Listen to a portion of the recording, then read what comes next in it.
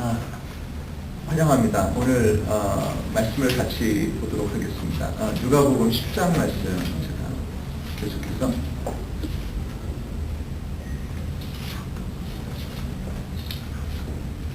17절 이하의 말씀을 누가복음 10장 17절부터 24절까지 말씀을 제가 읽겠습니다. 이른 두 사람이 기쁨에 차서 돌아와 보고하였다. 주님의 이름을 대면 귀신들까지도 우리에게 복종합니다. 예수께서 그들에게 말씀하셨다. 사탄이 하늘에서 번개불처럼 떨어지는 것을 내가 보았다. 보아라, 내가 너희에게 뱀과 전갈을 밟고 원수의 모든 권세를 누를 권세를 주었으니 아무것도 너희를 해하지 못할 것이다. 그러나 귀신들이 너희에게 굴복한다고 해서 기뻐하지 말고 너희의 이름이 하늘에 기록된 것을 기뻐하여라. 그때 예수께서 성령으로 기쁨에 차서 이렇게 하렸다. 하늘과 땅의 주님이신 아버지, 이 일을 지혜 있는 사람들과 똑똑한 사람들에게는 감추시고 철부지 어린아이들에게는 드러내 주셨으니 감사합니다. 그렇습니다. 아버지, 이것이 아버지의 은혜로우신 뜻입니다. 아버지께서 모든 것을 내게 맡겨주셨습니다. 아버지 밖에는 아들이 누구인지 아는 사람이 없습니다. 또 아들 밖에는, 그리고 아버지를 계시하여 주려고 아들이 택한 사람 밖에는 아버지가 누구인지 아는 사람이 없습니다. 예수께서 제자들에게 돌아서서 따로 말씀하셨다. 너희가 보고 있는 것을 보는 눈은 복이 있다. 내가 너희가 말한다. 많은 예언자와 왕이 너희가 지금 보고 있는 것을 보고자 하였으나 보지 못하였고 너희가 지금 듣고자 하는 것을 듣고자 하였으나 듣지 못하였다. 아멘. 지난 시간에 제가 예수님께서 제자들을 보내실 때 명령하신 것에 대해서 같이 한번 이야기를 한 적이 있어요. 예수님께서 제자들을 보내실 때 첫 번째 말씀하신 게 뭐냐면 일꾼을 보내달라고 해라. 하나님께 일꾼을 보내달라고 해라 말씀하시고 나서 전대도 자루도 신도 가지고 가지 말고 길에서 아무에게도 인사하지 말아라. 이런 말씀을 주셨습니다. 전대가 뭐죠? 전대가? 돈 주머니, 이 펄스를 갖고 가죠. 여러분 여행 가는데 돈 없이 어떻게 가요? 돈 있어야 되고요. 그리고 여기 자루는 무슨 자루예요? 이게? 먹을 거, 마실 거 갖고 가죠.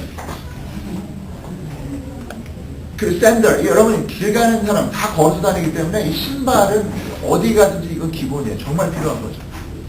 근데 예수님이 제자들을 보내면서 뭐라고 얘기하시냐면 내가 너희를 보내는 게 양을 이리떼 가운데 보낸 것 같다. 그러니까 전대도 가져가지 말고 자루도 가져가지 말고 샌들도 가져가지 말고 그냥 가라. 여러분 지금 이 이야기를 간단히 들으시면 안 돼요. 이게 굉장히 중요한 얘기예요. 우선 여러분 인생에 있어서 하나님께 쓰임받는 사람들, 하나님께서 쓰시는 사람들은 어떻게 살아야 되나 오늘 우리가 같이 읽을 말씀이 많은 것들을 얘기해 주고 있습니다. 하나님께 쓰시는 사람들이 왜 중요하냐, 하나님께 쓰임받는 게 왜 중요하냐, 두 가지 때문에 중요하다고 말씀드렸습니다. 두 가지가 뭐죠? 주의사 얘기 다 까먹었는데 시험에 드네. 첫 번째, 하나님의 관심을 받는다. 하나님 관심이 있어요. 하나님은 사랑하시고 모든 만물을 사랑하시지만 그러나 하나님은 특별히 하나님이 쓰시는 사람들에 대해서 관심을 갖고 있다. 여러분 인정하십니까? 성경이 그렇게 얘기하고 있어요. 하나님은 쓰시는 사람, 하나님이 한 시대 속에 들어 쓰신 사람을 보시고 관심 갖고 계시고 그들을 사랑하셨어요. 그래서 하나님께 쓰임받는 것이 우리 삶의 유일한 인생의 옵션이에요. 하나님께서 나를 바라보셔야 돼요. 나를 관심을 가지셔야 돼요. 그렇죠? 근데 두 번째가 있어요. 하나님은 쓰시는 사람에게 뭘 하십니까? 공급하세요. 이제 기억이 나죠. 그걸 기억이 나요. 하나님은 쓰시는 사람에게 공급하십니다. 자, 여러분, 우리 인생에 있어서요, 요즘 생각해 봐야 되는 게 참, 요즘 교회의 문제, 크리스천의 문제는 나약해졌더라고요. 나약해졌다.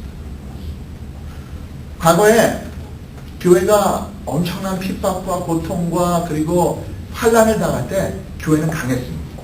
가진 것은 별로 없었는데 더 강했습니다. 요즘 시대가요, 여러분, 우리가 어렸을 때, 여기 좀, 그래도 한 40, 50대 되신 분들, 우리 옛날 생각해보면 얼마나 한국이 어려웠어요. 그때 하여튼 잘 살아보세요. 막 할 때 보면, 참 먹고 살기 힘들 때였어요. 한 반이 몇 명이었어요? 여러분 어렸을 때? 60명? 그것도 나한테 80명인데도 있어요. 막 오후 수업하고, 오전 오후 수업하고. 오전 오후. 그런 열악한 환경에서 우리가 공부하고, 하여튼 뒹굴고, 그렇게 살았는데 오늘날 훨씬 더 잘 살게 된 건 사실인데 사람들이 더 나약하다. 우리 과거에 우리 젊은이들 생각해 보면요, 우리 예전에 그 전쟁 때 그 얼마나 살아남기 위해서 발버둥 치고 살았어요. 교회들도 얼마나 핍박을 당하면서 살아남았어요. 그런데 오늘날 교회 엄청나게 커지고 교회들도 많아졌는데 더 나약해졌어요. 요즘 이 시대의 가장 큰 문제는 우리 나약함이에요. 담대함이 없다. 오늘 하나님께 쓰임받는 사람의 가장 중요한 조건이 뭔지 아십니까? 그것은 바로 담대함입니다. 우리에게 담대함을 주시옵소서. 한번 따라합시다. 우리에게 담대함을 주시옵소서. 여러분, 하나님께서, 우리 예수님께서 제자들을 보내실 때 전대도 가지지 말고 자루도 가지지 말고 샌들도 가져가지 말라라고 하는 말씀은 너희들이 준비 없이 살고 아무 생각 없이 살라는 뜻은 아니에요. 오해하시면 안 돼요. 성경에 분명히 준비하라는 말씀도 있고 대비하라는 말씀도 있어요. 그래서 성경을 하나만 읽고 한 구절만 읽고 밑줄 빡빡 끈 다음에 그대로 살면 망할 가능성이 많아요. 그러니까 항상 성경을 읽을 때는 따라합시다. 그때 달라요. 되게 중요해요. 그때 적용시켜야 될 말씀이 있어요. 그러나 우리가 하나님께 쓰임받기 위해서 가장 중요한 것은 이것입니다. 전대도 가지지 않고 자루도 가지지 않고 걸어갈 수 있는 이 담대함. 이 담대함의 핵심적인 고백은 무엇이냐면 하나님이 채우신다. 네 일이 아니라는 거예요. 오늘 제자들을 보내면서 제자들에게 가르쳐주는 게 뭐냐면 이거 네 일 아니야. 너희들의 힘과 너희들의 능력과 너희들이 가지고 있는 것으로 감당할 수 있는 것이 아니다라고 말씀하시고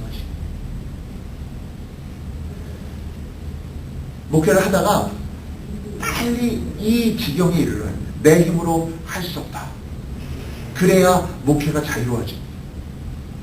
이걸 내가 더 이상 할 수 없고 내 힘과 내 지혜와 내 능력을 할 수 없다고 하면 어떻게 그 다음에 하나님 처분에 맡기는 거예요. 하나님께 맡깁니다. 내 전대 푸는 것도 아니고 내 자루 푸는 것도 아니고 내 거 풀어서 하는 목회가 아니라 하나님이 주신 공급 속에서 목회한다. 이게 목회자의 고백이 돼야 돼요.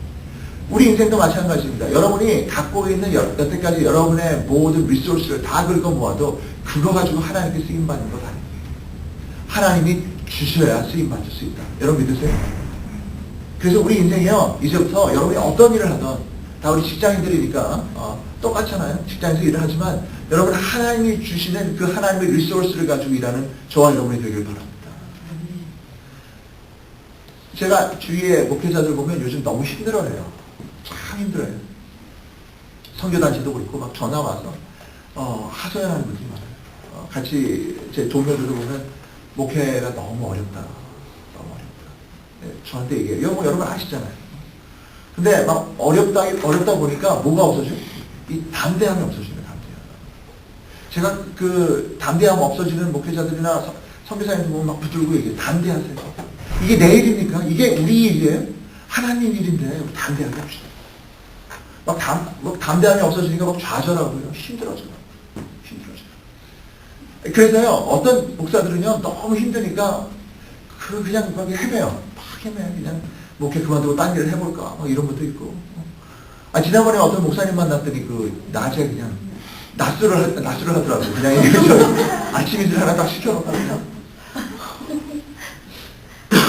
어원에서 제가, 거기서 밥 먹자고 그러는데, 낮술 마시고 있다가, 아니, 그 마시다가 사람들이 보면 어떡하냐. 괜찮대. 구석자리니까. 그래서 구석자리에 앉아있는데, 마커스, 여러분 사역팀 오신 거 아시죠? 거기서 사람들이 왔는데, 하필 그 사람들이 그날따라 거기 어원에 밥 먹으러 왔는데, 근데 그 인도하는 담당 사역자가 내가 잘 아는 사람이에요. 제 얼굴을 보더니, 야, 다와, 여기 성영경 목사님 만나야 된다 왔는데, 제 앞에 뭐가 있어요? 아침 있으면, 한 명 있는 거야. 막 제가요, 막 그냥 이게 어떻게 이 사태를 설명해드라. 설명 못했죠. 그래서 여러분 혹시 소문 듣다가 성경님 목사 낮에 낮술 까더라 이런 얘기 들으면 사태가 그렇게 된 줄을 좀 이해해 주시기 바랍니다. 여러분, 힘들어요. 답답해요.